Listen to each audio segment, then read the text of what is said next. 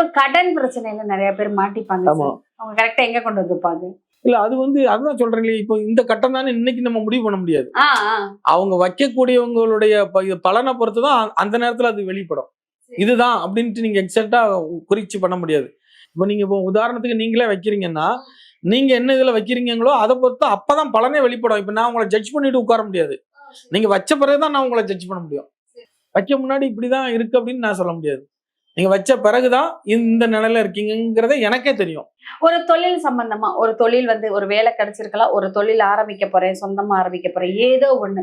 So இது நான் பண்ணலாமா, பண்ணக்கூடாதா, இதை பண்ணுனா நல்லது நடக்குமா அப்படிங்கறத வெளிப்படுத்தலாமா? அதாவது ஒரு பலன் எப்படி வெளிப்படுத்தும்னு கேட்டீங்கன்னா, நீங்க ஒரு பலனை வச்சிருவீங்க, மனசுல ஒண்ணு நினைச்சிட்டு வைப்பீங்க. ஆனா உங்க ஆழ் மனதுல சில எண்ணங்கள் ஏற்கனவே இருக்கும்.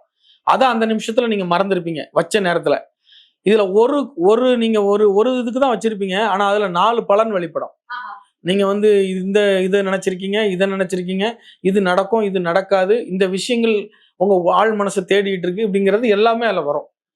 நீங்க இதை வச்சுட்டு ஒரு 3 மாசம் நீங்க அனலைஸ் பண்ணி பாத்தீங்கன்னா, ஓ அவரு சொன்னது இதுல கம்பேர் ஆகுது அப்படிங்கிறது உங்களுக்கு நடைமுறையில தெரியும். அந்த எல்லாத்துக்குமே அந்த 3 மாசம் டைம் தானா சார்? அந்த 3 மாசத்துல விஷயம் நடக்கும், நடக்காமலும் போகும். நடக்காம போகாது. இல்ல என்ன நடக்குங்கிறத சொல்லிருவீங்க. ஆமா. என்ன இப்போ நீங்க 3 வச்சுட்டு 3 ஒரு கடன் வாங்கணும்னு எதிர்பார்க்கறீங்க. பேங்க்ல லோனுக்கு போகணும் அப்படின்னு நினைச்சிட்டு எதிர்பார்த்துட்டு புஷ்ப பிரசன்னம் வைக்கிறீங்க.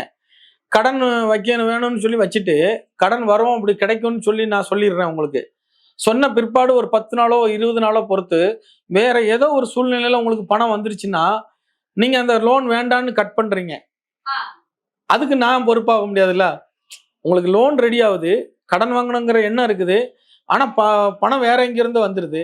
அப்ப அது அந்த இதை தடுக்குது. அப்ப அப்படிங்கும்போது நீங்க மாறிக்கிறீங்க, பலன் மாறாது. பலன் நீங்க கடன் வாங்குற எண்ணத்தோட தான் வைக்கிறீங்கிறத அதை வெளிப்படுத்தும்.